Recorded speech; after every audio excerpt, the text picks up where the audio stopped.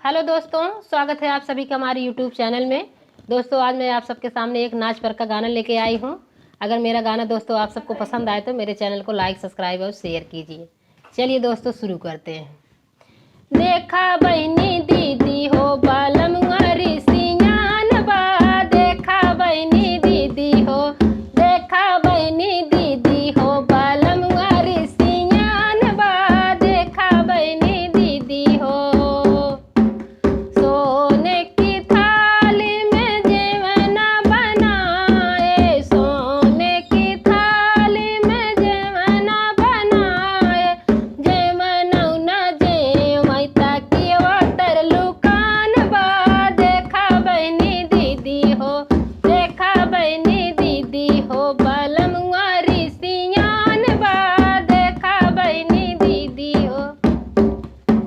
झझड़े